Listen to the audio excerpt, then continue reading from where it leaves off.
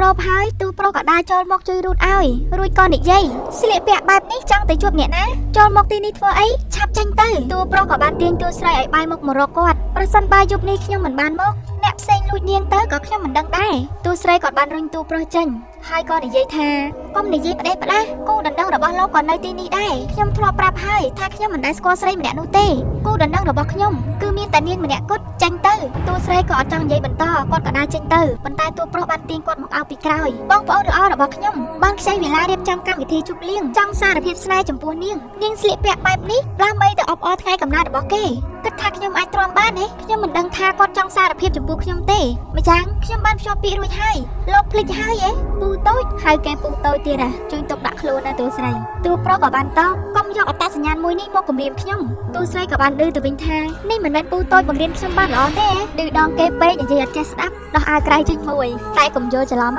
គេអត់បានធ្វើអីទេគ្រាន់តែយកអាវហ្នឹងទៅពេលឲ្យទូស្រីព្រោះអត់ចង់ឲ្យប្រុសផ្សេងមើលឃើញសាច់ខ្ញុំមិនចូលចិត្តពេលដែលនាងស្លៀកពាក់បែបនេះមិនអនុញ្ញាតឲ្យចេញទៅក្រៅជួបប្រុសផ្សេងមិនអនុញ្ញាតឲ្យនាងបន្តសាររបស់ខ្ញុំបើមិនអញ្ចឹងខ្ញុំនឹងមិនលើកលែងឲ្យនាងទេអាយ៉ាគំរាមមិនមែនហ្នឹងទូស្រីក៏តបអតីតមិត្តប្រុសរបស់ខ្ញុំនៅតែហួងហែងចំពោះខ្ញុំទៀតពិបាកថាដែរបើបែកតែខាងស្រីនិងខាងប្រុសគេអត់តន់ថាបែកផងទូប្រុសក៏និយាយថាអតីតមិត្តប្រុសតែនៅតែជាមិត្តប្រុសទូស្រីក៏បានរុញទូប្រុសចេញស្រាប់តែមានអ្នកគូទ្វារជឺអាកាសធាតុចាប់ផ្ដើមត្រជាក់ហើយខ្ញុំបានយកកន្សែងឲ្យនាងគេបារម្ភខ្លាចទូស្រីនឹងរងាព្រោះពេលយប់ត្រជាក់ហើយម្យ៉ាងសង្ស័យផងឃើញទូប្រុសនិងទូស្រីដើរមកជាមួយគ្នាទូប្រុសនៅពេលបានឮថាជាសម្លេងរបស់ស៊ីងឈីគាត់ក៏អស់សំណើចហើយក៏ឌឺដាក់ទូស្រីវិញថាភ្លេចហើយហ៎មុននេះខ្ញុំនិយាយថាម៉េចមកពីទូស្រីហ្នឹងក៏អត់ជឿថាស៊ីងឈីស្រឡាញ់គាត់អញ្ចឹងហើយបានទូប្រុសក៏រំលឹកម្ដងទៀតនៅពេលដាក់ឮសម្លេងឆ្លើយស៊ីងឈីក៏ដួលទ្វារទូស្រីបានស្រែកប្រាប់ថាដាក់វានៅខាងក្រៅហើយស៊ីងឈីបានដាក់កន្សែងនៅនឹងទ្វារហើយគាត់ក៏ដើរត្រឡប់ទៅវិញ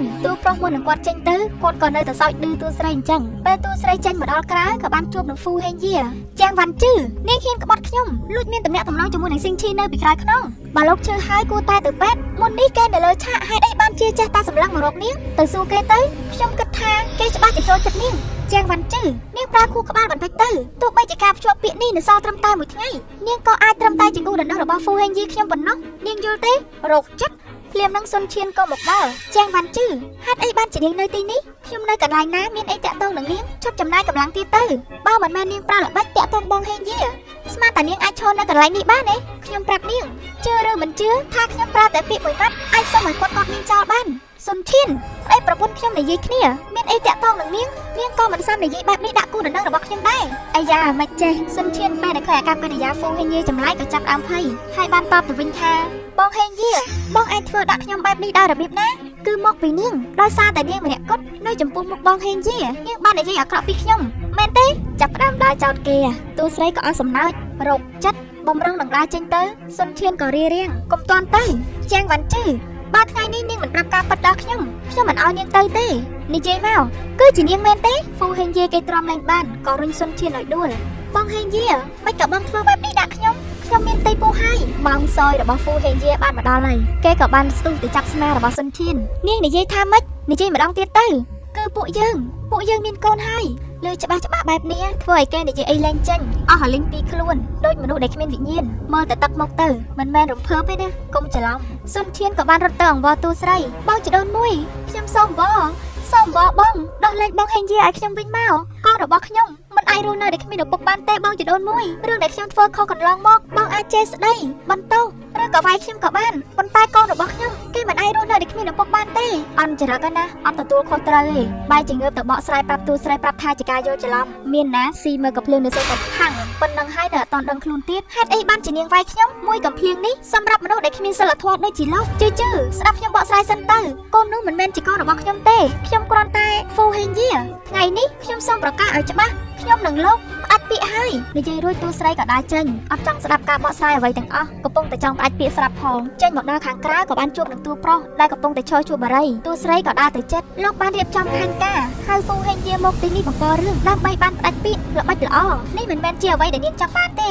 យ៉ាងម៉េចដែរអាវុធមួយនេះគ្រប់គ្រាន់ទេមានន័យថាលោកដឹងថាខ្ញុំកំពុងតែប្រើប្រាស់លោកប្រហែលហើយប៉ុន្តែខ្ញុំចូលចិត្តទូស្រីក៏សើចអញ្ចឹងពេលនេះយើងគួរទៅណាអាយ៉ាទៅតែ single បានប្រហែលនាទីសោះចង់ប្រមូលគេទៅណាហ្នឹងទូ ប្រុសក៏បានឲ្យមកសឹកទៅផ្ទះចុំលេងមែនតែនទៅរំលឹកអនុស្សាវរីយ៍កាលពី3ឆ្នាំមុនមែនហ្នឹងថាមែនមានអាស្តៃ3ដៃមកខាងឡើងច្រើនទៀតពីមុនអត់ហ៊ានទេដោយសារតែមានឈ្មោះនៅជាគូដណ្ដឹងរបស់គេតែឥឡូវបានផ្ដាច់ពាក្យហើយអត់ចង់ខ្វល់ច្រើនចង់ធ្វើតាមបេះដូងចាដល់អាវៈគេដោះអាវហើយតួស្រីក៏បានឃើញសាក់នៅលើដៃរបស់តួប្រុសគាត់ក៏អនឹកស្មានថាតួប្រុសគាត់សាក់អញ្ចឹងសោះតួប្រុសបាននិយាយថា baby យើងអាចដូចពីមុនបានទេតួស្រីក៏អត់ឆ្លើយប៉ុន្តែគាត់ប្រាប់ថាខ្ញុំទៅងូតទឹកសិន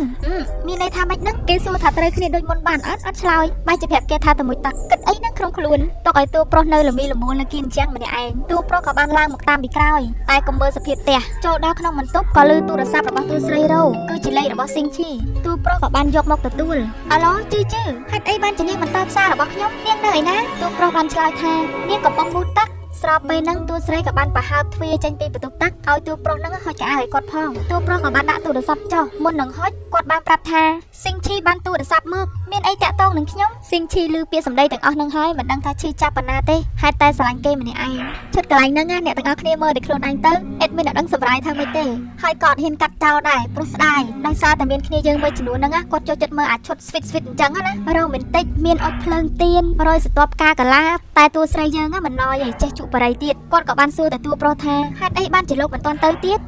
ដាក់ឆ្នាំងលាងអង្គហើយអត់យកទៅដាំបាយឲ្យទុកចោលមិនកើតងាកមកមើលតួប្រុសវិញសិតតែចង់ស្បៃនឹងភ្នែកអីណាប៉ុន្តែមើលឃើញអាចយកបរិយពីតួស្រីយកមកជក់អាចយកកន្សែងទៅជូតទឹកពីជើងតួស្រីបានចង់ធ្វើអីទេតួស្រីក៏ស្រាយចេញហើយក៏យកមកតាក់កវិញមុននេះនិយាយទូរស័ព្ទជាមួយស៊ីងឈីលយណាស់មែនហ៎តួប្រុសក៏បានលុតជង្គង់តួស្រីសួរថាលុតជង្គង់លោកអស់កម្លាំងអត់ទេបងកើតមកគឺជាអ្នកក្រៅបង្គាប់របស់អូនពូតូចពូធ្វើបែបនេះវានឹងពិបាកបញ្ចប់អូនពិបាកចិត្តព្រោះតែអូនស្រឡាញ់បងណាចំណែកបងសុខចិត្តធ្វើគ្រប់យ៉ាងដើម្បីអូននិយាយពីថានៅជាមួយគេផ្សេងបងគឺជាស្ដេចពេលដែលនៅជាមួយអូនបងគឺជាទាសករសុខចិត្តធ្វើគ្រប់យ៉ាងឲ្យតែបាននៅក្បែរអូនស្នេហាបែបនេះណាមានតែនៅក្នុងរឿងទេជីវិតពិតប្រហែលជាគ្មានទេរបស់ដែលកាន់តែពិបាកនឹងយកកាន់តែមានតម្លៃប៉ុន្តែលុះត្រាតែយើងព្យាយាមតស៊ូរហូតទទួលបានវាទើបដឹងពីតម្លៃរបស់វាពិតប្រាកដព្រឹកឡើងតួស្រីរបស់យើងហ្នឹងអត់ទាន់បានអស់ចំហាយទេនៅមកអង្គុយសម័យនៅកន្លែងធ្វើការហ្នឹងមិនដឹងថាយប់មិញហ្នឹងមានរឿងអីកើតឡើងខ្លះហើយបាយហ្នឹងដាំចិនអត់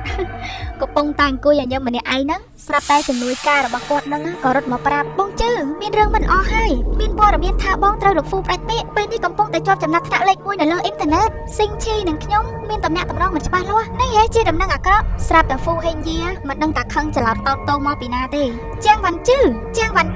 នាងនៅឯណាឆាប់ចេញមកអីយ៉ានាងនៅទីនេះទេយ៉ាងម៉េចលោកស្រែករកអីគ្រប់យ៉ាងគឺដោយសារតែនាង